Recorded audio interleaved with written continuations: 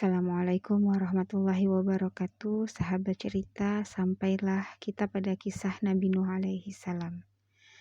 Nabi Nuh adalah nabi keempat sesudah Adam, Syed dan Idris dan keturunan kesembilan dari Nabi Adam. Ayahnya adalah Lamik bin Metushilah bin Idris.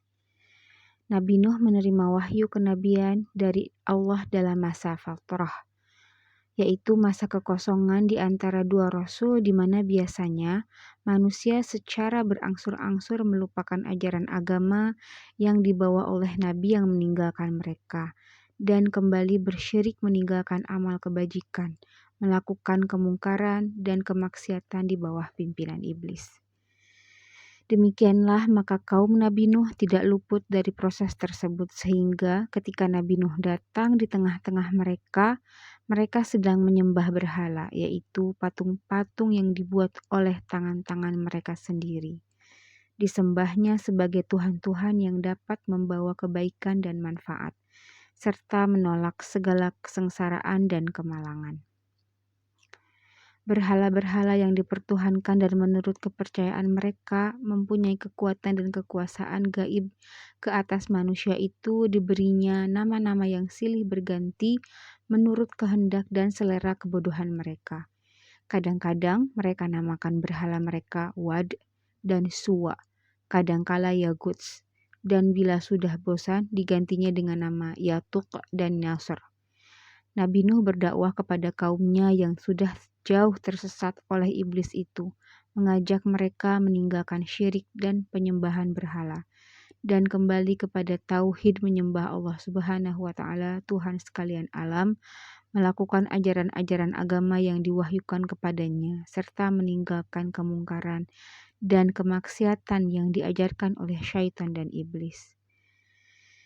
Nabi Nuh menarik perhatian kaumnya agar melihat alam semesta yang diciptakan oleh Allah berupa langit dengan matahari, bulan dan bintang-bintang yang menghiasinya, bumi dengan kekayaan yang ada di atas dan di bawahnya, berupa tumbuh-tumbuhan dan air yang mengalir yang memberi kenikmatan hidup kepada manusia, pergantian malam dan siang dan sebaliknya, yang kesemuanya itu menjadi bukti dan tanda nyata akan adanya keesaan Tuhan yang harus disembah dan bukan berhala-berhala yang mereka buat dengan tangan mereka sendiri. Di samping itu, Nabi Nuh juga memberitahukan kepada mereka bahwa akan ada ganjaran yang akan diterima oleh manusia atas segala amalannya di dunia, yaitu surga bagi amalan kebajikan dan neraka bagi segala pelanggaran terhadap perintah agama yang merupa kemungkaran dan kemaksiatan. Nabi Nuh yang dikaruniakan Allah dengan sifat-sifat yang patut dimiliki oleh seorang nabi, fasih dan tegas dalam kata-katanya, bijaksana dan sabar dalam tindak tanduknya, melaksanakan tugas risalahnya kepada kaumnya dengan penuh kesabaran dan kebijaksanaan dengan cara yang lemah lembut, mengetuk hati nurani mereka dan kadangkala dengan kata-kata yang tajam dan nada yang kasar bila menghadapi pembesar-pembesar kaumnya yang keras kepala, yang enggan menerima hujah dan dalil-dalil yang dikemukakan kepada mereka, yang tidak dapat mereka membantahnya atau mematahkannya.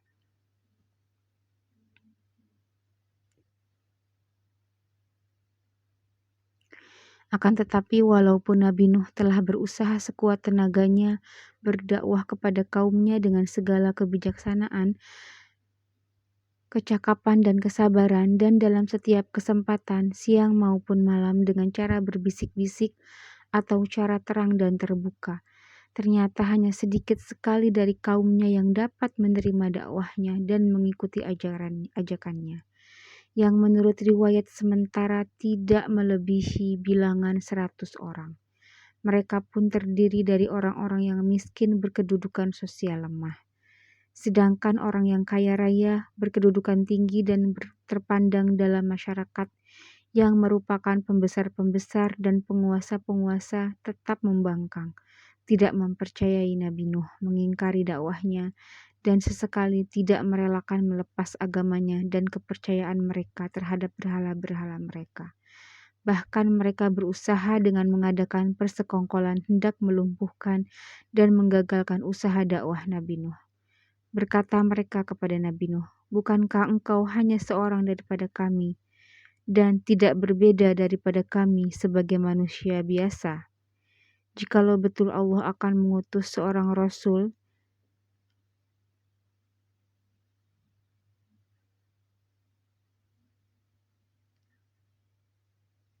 yang membawa perintahnya, niscaya ia akan mengutuskan seorang malaikat yang patut kami dengarkan kata-katanya, dan kami ikuti ajakannya, dan bukan manusia biasa seperti engkau, yang hanya dapat diikuti orang-orang yang rendah kedudukan sosialnya, seperti para buruh petani, orang-orang yang tidak berpenghasilan, yang bagi kami mereka seperti sampah masyarakat.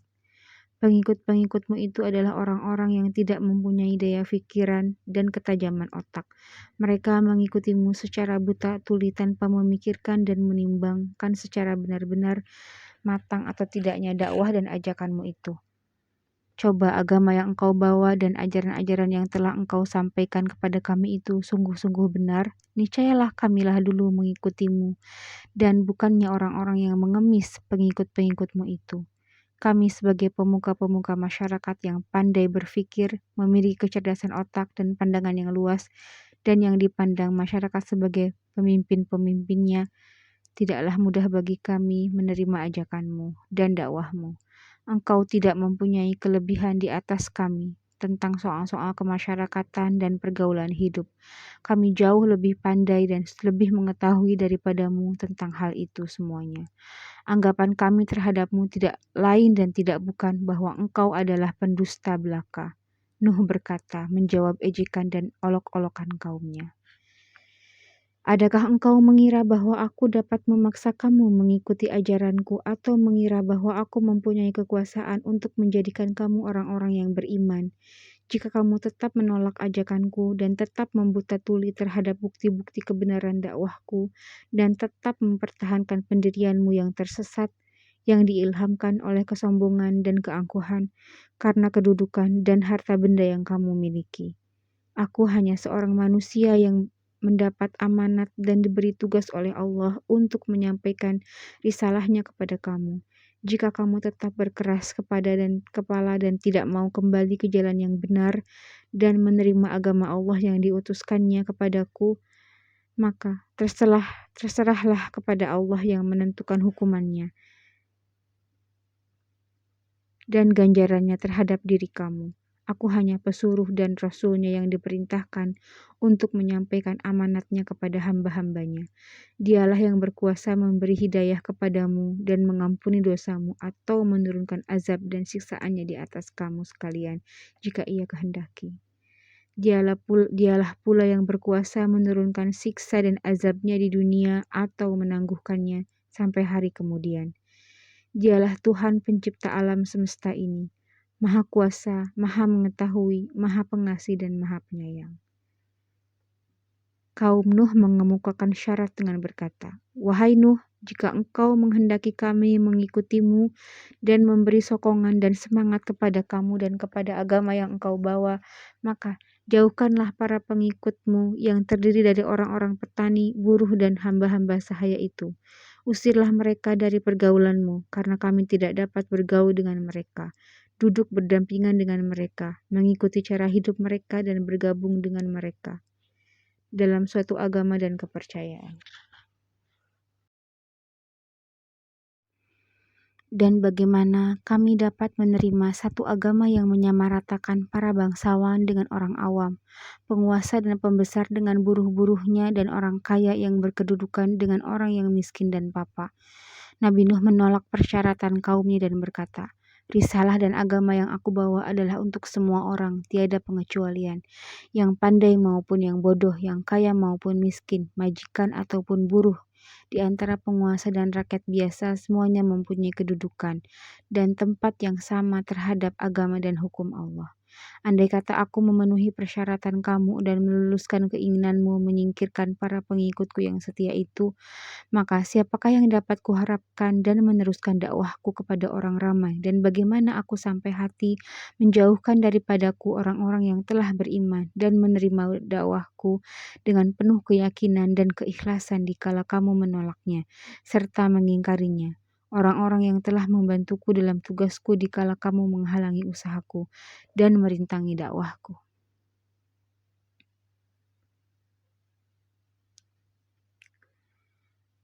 Dan bagaimana aku dapat mempertanggungjawabkan tindakan pengusiranku kepada mereka terhadap Allah, bila mereka mengadu bahwa aku telah membalas kesetiaan dan ketaatan mereka dengan sebaliknya, semata-mata untuk memenuhi permintaanmu dan tunduk kepada persyaratanmu yang tidak wajar dan tidak dapat diterima oleh akal dan pikiran yang sehat. Sesungguhnya kamu adalah orang-orang yang bodoh dan tidak berpikiran sehat. Pada akhirnya, karena merasa tidak berdaya lagi mengingkari kebenaran kata-kata Nabi Nuh dan merasa kehabisan alasan dan hujah untuk melanjutkan dialog dengan beliau, maka berkatalah mereka, "Wahai Nabi Nuh, kita telah banyak bermujahadah dan berdebat dan cukup berdialog, serta mendengar dakwahmu yang sudah menjemukkan itu. Kami tetap tidak akan mengikutimu dan tidak akan sesekali melepaskan kepercayaan dan adat istiadat kami, sehingga tidak ada gunanya lagi engkau mengulang-ulang dakwah dan ajakanmu, dan bertegang lidah dengan kami.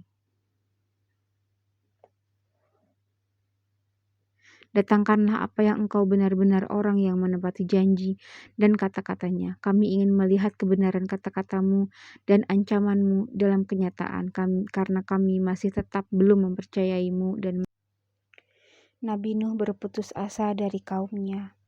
Nabi Nuh berada di tengah-tengah kaumnya selama 950 tahun, berdakwah menyampaikan risalah Tuhan, mengajak mereka meninggalkan penyembahan berhala dan kembali menyembah dan beribadah kepada Allah yang Maha Kuasa, memimpin mereka keluar dari jalan yang sesat dan gelap ke jalan yang benar dan terang, mengajar mereka hukum-hukum syariat dan agama yang diwahyukan oleh Allah kepadanya, mengangkat derajat manusia yang tertindas dan lemah ke tingkat yang sesuai dengan fitrah dan kodratnya, dan berusaha menghilangkan sifat-sifat sombong dan arogan yang melekat kepada para pembesar kaumnya dan mendidik agar mereka berkasih sayang, tolong-menolong di antara sesama manusia.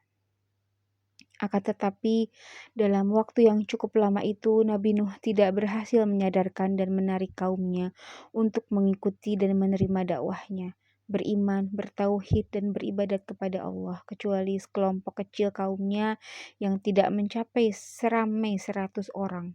Walaupun ia telah melakukan tugasnya dengan segala daya usahanya dan sekuat tenaganya, dengan penuh kesabaran dan kesulitan menghadapi penghinaan, ejekan, dan cercaan makian kaumnya, karena ia mengharapkan akan datang masanya di mana kaumnya akan sadar diri dan datang mengakui kebenarannya dan kebenaran dakwahnya.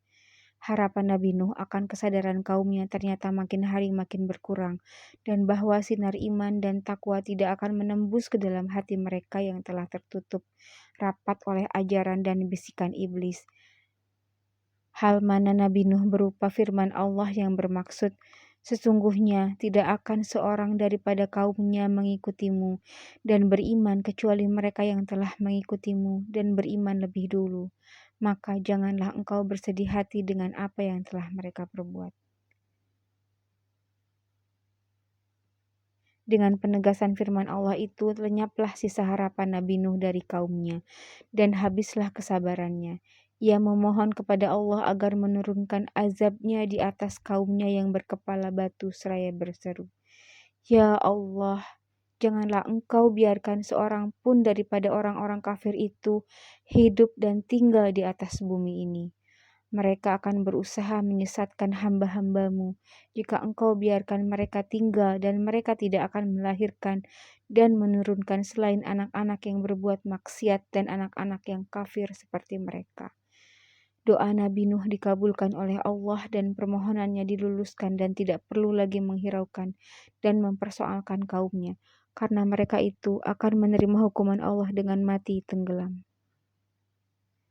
Setelah menerima perintah Allah untuk membuat sebuah kapal, segeralah Nabi Nuh mengumpulkan para pengikutnya dan mulai mereka mengumpulkan bahan yang diperlukan untuk maksud tersebut.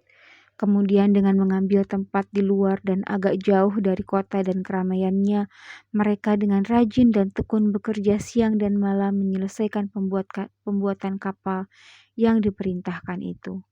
Walaupun Nabi Nuh telah menjauhi kota dan masyarakatnya agar dapat bekerja dengan tenang tanpa gangguan untuk menyelesaikan pembuatan kapalnya, namun ia tak luput dari ejekan dan cemoohan kaumnya yang kebetulan atau sengaja melalui tempat kerja pembuat kapal itu. Mereka mengejek dan mengolok-olok dengan mengatakan, "Wahai Nuh, sejak kapan bila engkau telah menjadi tukang kayu dan pembuat kapal? Bukankah engkau seorang nabi dan rasul menurut pengakuanmu? Kenapa sekarang menjadi seorang tukang kayu dan pembuat kapal?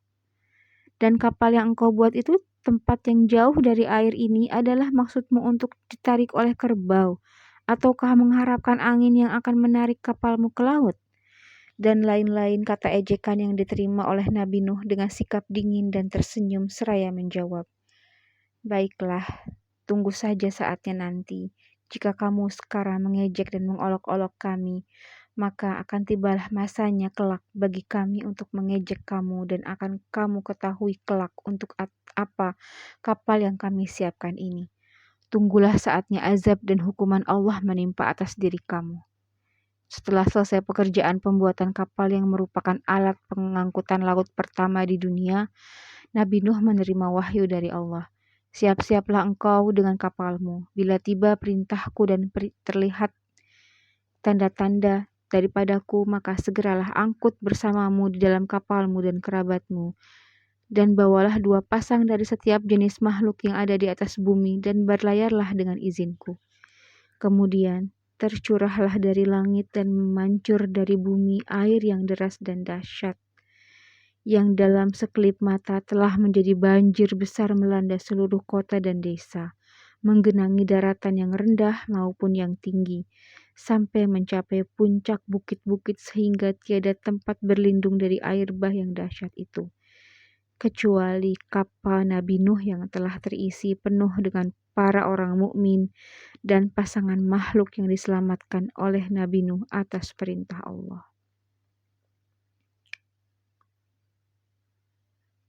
Dengan iringan Bismillahirrahmanirrahim wa mursaha, berlayarlah kapal Nabi Nuh dengan lajunya menyusuri lautan air, menentang angin yang kadangkala lemah lembut dan kadangkala ganas dan ribut. Di kanan kiri kapal terlihatlah orang-orang kafir bergelut melawan gelombang air yang menggunung, berusaha menyelamatkan diri dari cengkraman maut yang sudah sedia menerkam mereka di dalam lipatan gelombang-gelombang itu. Tatkala Nabi Nuh berada di atas geledak kapal memperhatikan cuaca dan melihat orang-orang kafir dari kaumnya sedang berkelimpangan di atas permukaan air, tiba-tiba terlihat olehnya tubuh putra sulungnya yang bernama Kanaan timbul tenggelam dipermainkan oleh gelombang yang tidak menaruh belas kasihan kepada orang-orang yang sedang menerima hukuman Allah itu. Pada saat itu, tanpa disadari, timbullah rasa cinta dan kasih sayang seorang ayah terhadap putra kandungnya yang berada dalam keadaan cemas menghadapi maut di telan gelombang. Nabi Nuh secara spontan terdorong oleh suara hati kecilnya, berteriak dengan sekuat suara memanggil putranya. "Wahai anakku, datanglah kemari dan gabunglah bersamaku dan keluargamu. Bertaubatlah engkau dan berimanlah kepada Allah agar engkau selamat dan terhindar dari bahaya maut yang engkau menjalani hukuman Allah." Kanaan putra Nabi Nuh yang tersesat dan telah terkena racun rayuan syaitan dan hasutan kaumnya yang sombong dan keras kepala itu menolak dengan keras ajakan dan panggilan ayahnya yang menyayanginya dengan kata-kata yang menentang. "Biarkanlah aku dan pergilah, jauhilah aku. Aku tidak sudi berlindung di atas geledak kapalmu. Aku akan dapat menyelamatkan diriku sendiri dengan berlindung di atas bukit yang tidak akan dijangkau oleh air bah ini." Nabi Nuh menjawab, "Percayalah bahwa tempat satu-satunya yang dapat menyelamatkan engkau ialah bergabung dengan kami di atas kapal ini. Masa tidak akan ada yang dapat melepaskan diri dari hukuman Allah yang telah ditimpakan ini kecuali orang-orang yang memperoleh rahmat dan ampunannya. Setelah Nabi Nuh mengucapkan kata-katanya, tenggelamlah Kanaan disambar gelombang yang ganas dan lenyaplah ia dari pandangan mata ayahnya. Tergelincirlah ke dalam lautan air, mengikuti kawan-kawannya dan pembesar-pembesar kaum yang durhaka itu. Nabi Nuh bersedih hati dan berduka cita atas kematian putranya dalam keadaan kafir, tidak beriman dan belum mengenal Allah. Beliau berkeluh kesah dan berseru kepada Allah, "Ya Tuhanku, sesungguhnya putraku itu adalah darah dagingku dan adalah bagian dari keluargaku, dan sesungguhnya janjimu adalah janji benar dan engkaulah Maha Hakim yang Maha Berkuasa." Kepadanya Allah berfirman, "Wahai Nuh, sesungguhnya dia putramu itu tidaklah termasuk keluargamu, karena ia telah menyimpang dari ajaranmu, melanggar perintahmu, menolak dakwahmu, dan mengikuti jejak orang-orang yang kafir daripada kaummu. Coretlah namanya dari daftar keluargamu. Hanya mereka yang telah menerima dakwahmu, mengikuti jalanmu dan beriman kepadaku, dapat engkau masukkan dan golongkan ke dalam barisan keluargamu, yang telah aku janjikan perlindungannya dan terjamin keselamatan jiwanya. Adapun orang-orang yang mengingkari risalahmu, mendustakan dakwahmu, dan telah mengikuti hawa nafsunya dan tuntutan iblis, pastilah mereka akan binasa menjalani hukuman yang telah aku tentukan, walau mereka berada di puncak gunung. Maka janganlah engkau sesekali menanyakan tentang sesuatu yang engkau belum ketahui. Aku ingatkan, janganlah engkau sampai tergolong ke dalam golongan orang-orang yang bodoh." Nabi Nuh sadar segera setelah menerima teguran dari Allah bahwa cinta kasih sayangnya kepada anaknya telah menjadikan ia lupa akan janji dan ancaman Allah terhadap orang-orang kafir termasuk putranya sendiri. Ia sadar bahwa ia tersesat pada saat ia memanggil putranya untuk menyelamatkannya dari bencana banjir yang didorong oleh perasaan naluri darah yang menghubungkannya dengan putranya. Padahal sepatutnya cinta dan taat kepada Allah harus mendahului cinta kepada keluarga dan harta benda. Ia sangat sesalkan kelalaian dan kealpaannya itu dan menghadap kepada Allah memohon ampun dan maghfirahnya dengan berseru, "Ya Tuhanku, aku berlindung kepadamu dari godaan syaitan yang terlaknat. Ampunilah kelalaian dan kealpaanku sehingga aku menanyakan sesuatu yang tidak mengetahuinya. Ya Tuhanku, bila Engkau tidak memberi ampun dan maghfirah serta menurunkan rahmat bagiku, niscaya aku menjadi orang yang rugi." Setelah air bah itu mencapai puncak keganasannya dan habis binasalah kaum Nuh yang kafir dan zalim sesuai dengan kehendak dan hukum Allah. Surutlah lautan air diserap bumi. Kemudian bertambatlah kapal Nuh di atas bukit Judi. Dengan iringan perintah Allah kepada Nabi Nuh, "Turunlah wahai Nuh ke darat, engkau dan para mukmin yang menyertaimu dengan selamat dilimpahi barokah dan inayah dari sisiku, bagimu dan bagi umat yang menyertaimu."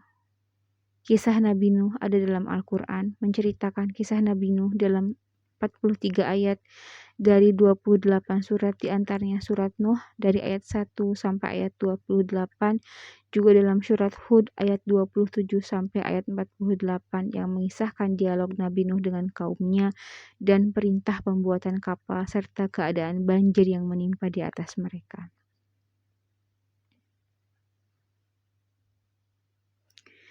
Pelajaran dari kisah Nabi Nuh alaihi salam, bahwasanya hubungan antara manusia yang terjalin karena ikatan persamaan kepercayaan atau penamaan akidah dan pendirian adalah lebih erat dan lebih berkesan daripada hubungan yang terjalin karena ikatan darah atau kelahiran.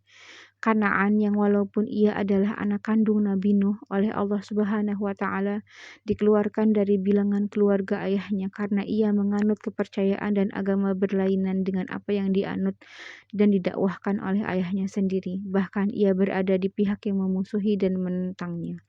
Maka dalam pengertian inilah dapat difahami firman Allah dalam Al-Quran yang bermaksud, sesungguhnya para mukmin itu adalah bersaudara. Demikian pula hadis Rasulullah Shallallahu Alaihi Wasallam yang bersabda, Tidaklah sempurna iman seseorang kecuali jika ia mencintai saudaranya yang beriman, sebagaimana ia mencintai dirinya sendiri. Juga peribahasa yang berbunyi, ada kalanya engkau memperoleh seorang saudari yang tidak dihalalkan oleh ibumu. Demikianlah sahabat cerita kisah tentang Nabi Nuh, dan kita akan melanjutkan kisah Nabi Nuh dan anak-anaknya Nabi Nuh yang selamat dari banjir Nabi Nuh serta keturunannya hingga sampai saat ini. Wassalamualaikum warahmatullahi wabarakatuh.